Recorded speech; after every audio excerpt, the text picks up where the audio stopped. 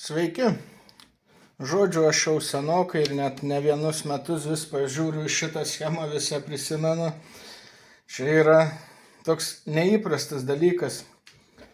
Visa esmė, kad paimamas įtampos reguliatorius ir paverčiamas A klasės stiprintuvu. A klasės dėl to, kad tą realiausia padaryti, nes atitinka pats veikimo principas. Bet ne tame esmė, kad A klasė ar ne A klasė čia, bet visą laiką man kildavo minčių, blemba, kaip jisai iš tikro grotų. Tai galiausiai paėmiau ir sumečiau maketą. Tik prieš tai pasakysiu, kad žiūrint į šitą schemą, akimirksniu man užkliuvo porą dalykų. Pavyzdžiui, išėjimo kondensatorius, išėjimo kondensatorius ir čia bendrom žiniom aišku, kad į 8 ohmus nebus žemų dažnių. Toliau grinai iš akies susimašiau, kad siūlomas 2 W rezistorius, toks, nes pagal patį veikimo principą per šitą varžą eina visa schemos srovė, nes čia A klasės stiprintuvas. Tai parodysiu perpieštą schemą, bet esmė iškart įtartina buvo ir kaip tik pas mane buvo žymiai galingesnė varža, tai aš dėjau galingesnę. Ir realiai paaiškėjo, kad 2 W tikrai ant ribos. Naudoti 2 W rezistorių ant 2 W, atrodytų gal galima, bet iš tikrųjų reikia viską su atsarga, nes tai paskui ir matom kokią plokštę, kur po rezistoriais ir patys rezistoriai rudi net, tokie paskrudę. Ir aš manau, paimsiu dabar savo makaliošę iš simuliatoriaus. Sumečiau į simuliatorius tą schemą, kad pažiūrėt, ar iš vis kažkas su ją gaunasi. Ir iš tikrųjų, jei pastumsim, matom, kad gaunasi. Gaunam juntamą srovę į 8 ohmų apkrovą. Matom, beveik 300 mA atiduoda su gražia sinusoide teoriškai. Bandžiau ir 20 kHz. Reguliatorius ne 338, nes jau modelio nėra programai. Gal galėjau atsisiųsti, bet nepagalvojau. Čia LT serijos reguliatorius, iš tikro 1083, atrodo. Bet tai esmės nekeičia, aš tik norėjau pažiūrėti, kas čia iš vis gausis. Kas gali gautis iš šito reikalo. Pirmas dalykas, ką aš padariau, tai maitinimo įtampa 12 V, nes aš noriu išgauti bent jau kokį 1 W. Ant popierinio kokio jautraus garsiakalbio, tai čia pilnai užtenka. Ir net aš čia noriu išsiaiškinti, man tiesiog įdomu, ar patiks ausiai tas grojimas, nes reguliatorius visgi ne muzikai skirtas. Ką pasakysiu, nes pastoviai naujiem žmonėm būna problema, ką reiškia tie trikampiai simboliai visokie. Ir gaila, nieks nesusitarė, tai vos ne 3 simbolius naudoja, šitie dalykai reiškia žemė ir kad jie jungiasi kartu. Ir aš netyčia jau ir šitą schemą iš įpročio nubraižiau, čia jungiau kartu viską, čia nedajungiau, tai dapešiau, kad čia tiesiog žemė, čia tiesiog viskas jungiasi į schemos minusą, tie visi tokie šiuo atveju trikampiukai, kuriuos raudonai apvedžiau. Bet tiesiog yra proga pasakyti, ko nepasakyti, visi kažkur turi pradėti, viskas tvarkoj su tom. Sekantis svarbus klausimas, kad mikroschema būtinai ant radiatoriaus, nes šita schema yra A klasiai. Tai kai jinai įjungta, srovė nuolat teka iš pliuso į žemę, iš pliuso į minusą, nuolat teka maksimali schemos srovė. Jos, gal efektyvumu čia nekvepia. Bet kame idėja, kad sureguliavus teisingai, grubiai pusę, net nelabai grubiai, gan tiksliai pusę šilumos ant reguliatoriaus ir pusę ant varžos. D klasės laikais kartais ir susimastai, ar verta su tą klase kažką daryti, bet kitas dalykas, geriau vieną kartą pamatyti, išgirsti pačiam, negu perskaityti 1000 formų puslapių, sakyčiau. Viskas dėl įdomumų. Kai kam patinka daryti tokius dalykus, kai kam ne. Deja, kartais pamatau komentarų, kur žmonės absurdiškus dalykus rašo, kad visiškai ne į temą, tai dabar teks karts nuo karto netgi paminėti, kad dalykai gali būti daromi tik dėl įdomumo, kažką sužinoti, pavyzdžiui, išbandyti, kažką neįprasto padaryti. Aš, kaip sakau, nutariau 12 V maitinti dėl didesnės galios.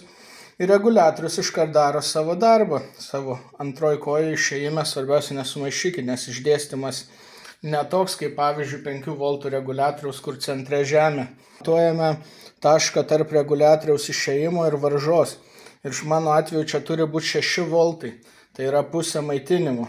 Taip yra todėl, kad mes imam nuolatinę įtampą ir išeina nuolatinė įtampa per varžą į žemę. Tai žodžiu, čia per centrą padarom nuoseklų sujungimą.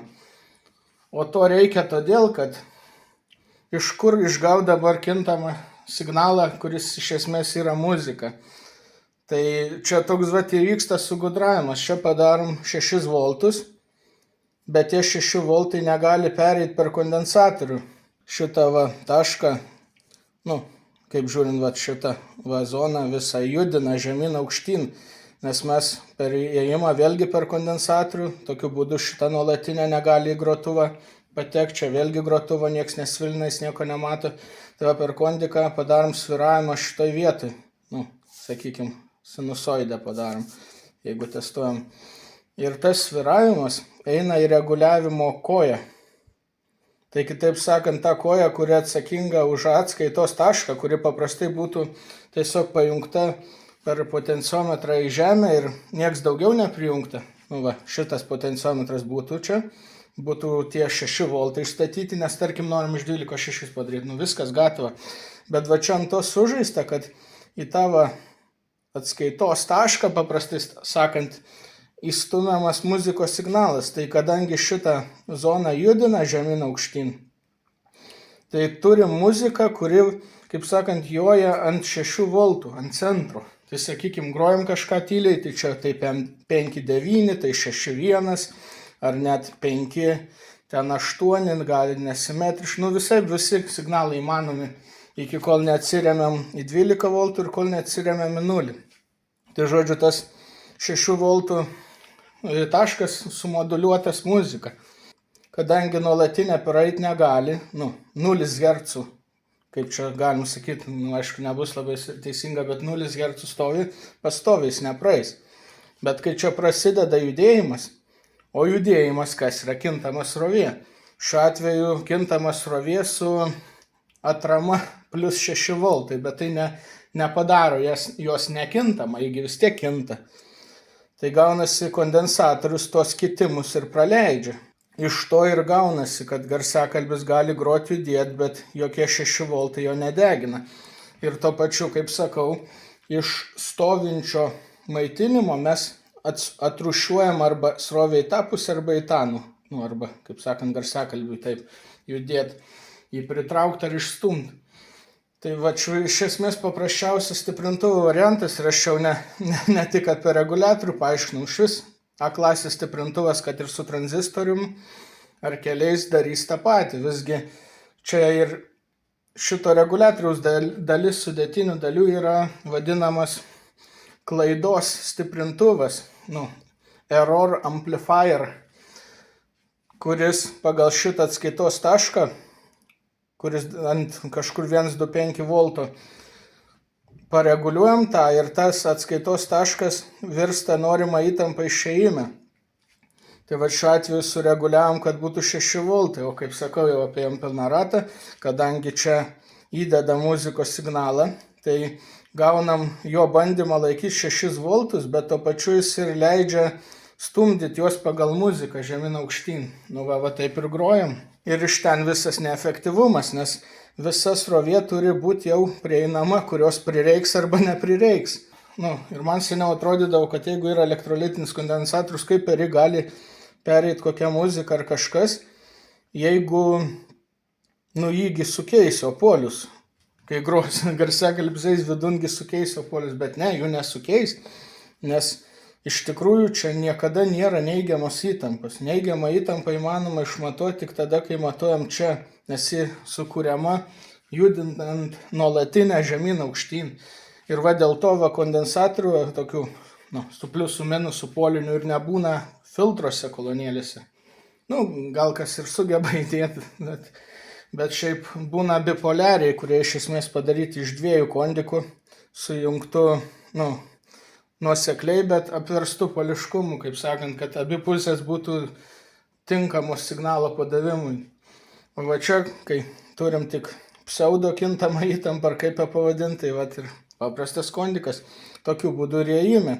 Tik reiktų atkreipdėmės, kad įėjimas paduodamas į minusą, nes įėjimas visada žemiau už tą vėlesnę įtampą. O išėjime atvirkščiai, garsiakalbis mato minusą, kadangi čia 6 voltai, o garsiakalbis iš esmės per reitę minusas. Čiagi vėla, tai jinai minusas. Vat kokį trūkumą turi šitas stiprintuvas, čia labiau galima sakyti kartotuvas, kadangi jis neturi stiprinimo. Iš esmės, jeigu paduodam iš telefono, kas dažna 0,7 volto, tai ir išėjime bus 0,7 voltai. Tai tada klausimas, per kurią čia vietą stiprintuvas ir kokia prasmė. Jeigu prijungsim, pavyzdžiui, telefoną tiesiai prie 8 ohmų garsiakalbio, tai jis gros ypatingai tyliai, nes jis, kad ir turi įtampą, bet jis neturi srovės. Jis geriausiu atveju, ausinės tas savo išveža, kurios grinai įdėtos į ausį ir turi bent 16 ohmų, tai reiškia mažiau srovės. O šiuo atveju galim mes, kaip net simuliacija rodo, išgauti 100 mA ant garsiakalbio, tai ne 10, ne 15, o 100. Tai šitam daiktui, norint normaliai groti, gerai būtų turėti kažkokį, kaip sakant, priešstiprintuvį tarp jo ir grotuvų. Tai aš tą testą ir padarysiu. Šis galvoju, kad galima būtų pamatuoti iškraipimus, bet galvoju atskirai kokį mini klipuką įkelsiu apie tai. Nes kažkaip pamečiau viską, kur reikia matavimui, sugebėjau.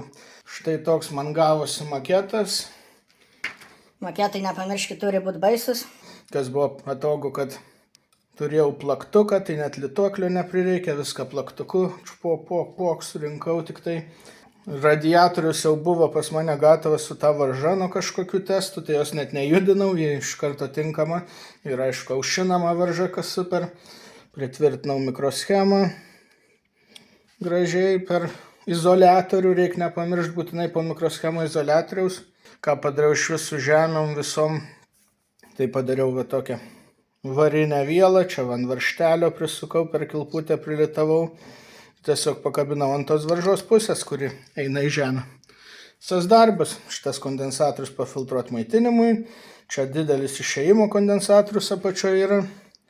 Žodžiu, viskas pagal schemą. Įėjimui 10 mikrofaradų, tokį tikrai plėvelinį net įdėjau, nes toks buvo, čia, kaip sakant, jau siekiam ale kokybės, o iš tikro dedam, kas mėtosi. Žodžiu, kaip visada reikia pragrot kokią nors nekopijuotiną, autorinių teisių neturinčią muziką, ir tikintis, kad ji liks tokia, nes jau yra buvę, kad net tokia užkliūna vėliau. Pragrojimui pasirinkau popierinę kolonėlę, pagalvojau dėrės, bet to šitas maketas toks visas išsidraipstęs ir jam tiek visko reikia, kad nelabai galiu nusinešti ant gražaus stalo. Ir plus nežinau, kas čia išeis iš to grojimo, pats dar normaliai neklausiau, tai žodžiu pragrosim tiesiai čia, mano purvo imperijoje.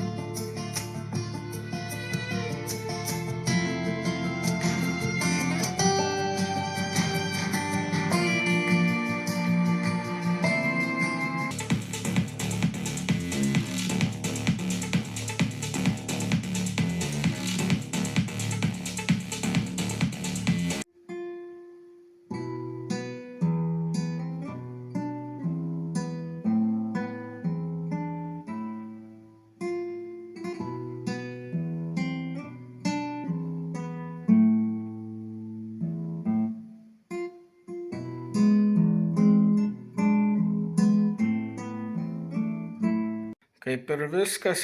Nežinau, ką kitą kartą, bet sakau, dar įterpsim filmuką, kai išmatuoju, kas čia su iškraipimais vyksta, nes groja taip visai įdomiai. Nu, net įdomu iš tikrųjų paklausyti, kars nuo karto čia bus jį ir pažiūrėti, kiek sutaps klausimas su matavimais. Tai tiek šiam kartui. Dėkui, kad žiūrėjot ir sėkmės konstruojant. Iki.